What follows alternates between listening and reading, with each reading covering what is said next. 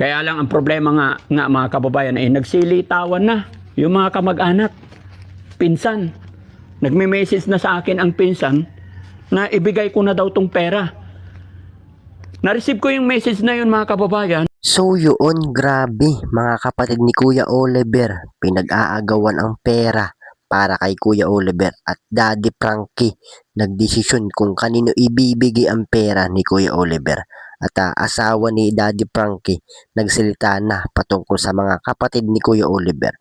So sabay-sabay nga po nating alamin at pag-usapan ngayong gabi mga Kators. Pero bago po yan, kung bago ka pa lang sa aking munting YouTube channel, pa-like, share, and subscribe na rin po at pakipindot na rin po ng notification bell para lagi po kayong updated sa aking mga video.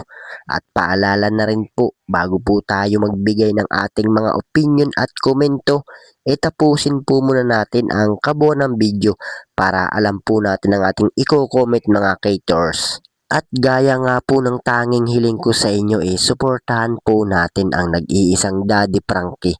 At alam naman po natin na napakaganda ng pinapakita niya sa atin. Mga pagbibigay saya at tulong sa ating mga kababayan, suportahan po natin at imaraton nang sa ganun marami pa po siya matulungan. Lalong-lalo na po dyan yung ating mga kababayan na hirap at kapos sa pangangailangan. At so yun na nga po mga Kators, ngayon nga po ay pag-usapan natin ang patungkol naman dito sa pera ni Kuya Oliver at bakit nga po pinag-aagawan ng kanyang mga kapatid. So sabay-sabay po nating alamin ngayong gabi. Pero bago po yan, atin po munang panoorin at pakinggan kung ano nga po ang masasabi ni Daddy Frankie patungkol sa pera ni Kuya Oliver at kanino nga ba ibibigay ito mga Kators. Pero ito mga kababayan, bago ko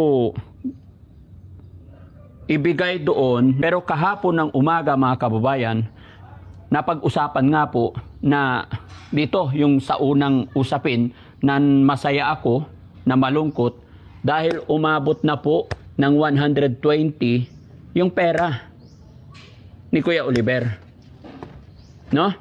At ito na nga mga kababayan, dahil umabot na ng 120, na-i-announce ko na yon kanina pero hindi namin upload. So ito na ngayon ang karugtong ng usapin na yon.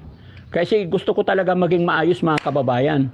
At sa puntong ito mga kababayan, eto na, nakuha ko na po yung pera.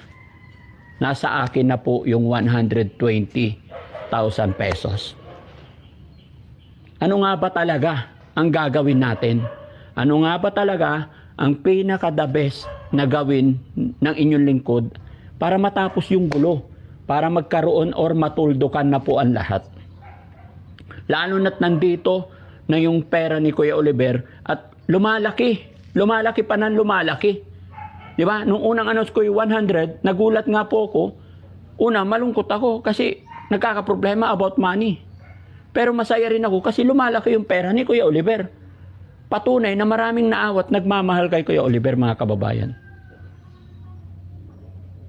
Pero ito na ang naging problema. Sino nga ba talaga ang ahawak? Kanino nga ba talaga mapupunta yung pera? Dahil mga kababayan, andito na yung pera. Ito po, 120,000 na to mga kababayan. Perang ito, binigay ninyo para kay Kuya Oliver. Kaya lang ang problema nga mga kababayan ay nagsilitawan na yung mga kamag-anak, pinsan. Nagme-message na sa akin ang pinsan na ibigay ko na daw tong pera. Na-receive ko yung message na yun mga kababayan nung 120 pa lang, ay 100,000 pa lang. Ano kaya na naman ang matatanggap natin or magiging reaction nila pag ngayong nalaman na nila na 120 na itong pera? Pero parang lumalaki pa mga kababayan. No? Pero para matuldukan na mga kababayan, dahil sa totoo lang po, ayaw ko rin na magtampo sa akin ang pamilya ni Kuya Oliver. Ayaw kong magalit sila. So yun, talagang narinig nyo naman kung ano nga po yung pahayag ni Daddy Frankie patungkol sa pera ni Kuya Oliver.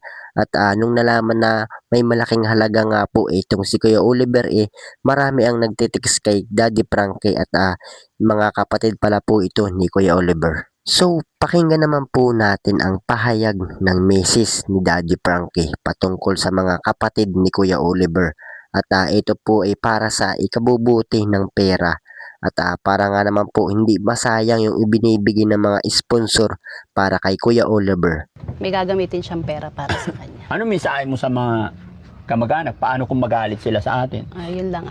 Mga kapatid at mga pinsan ni Oliver, wag po sana kayong magagalit. Ano po, yun po. Gaya po ng nakita namin sa mga comment section ng mga followers natin is nagsasuggest po nila na hindi mo nang ibigay sa inyo. Pero sana po, maintindihan nyo po yun.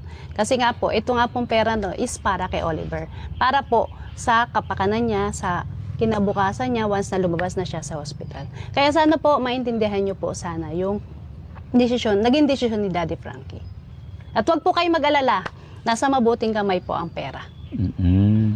Di ba? Kasi dalawa po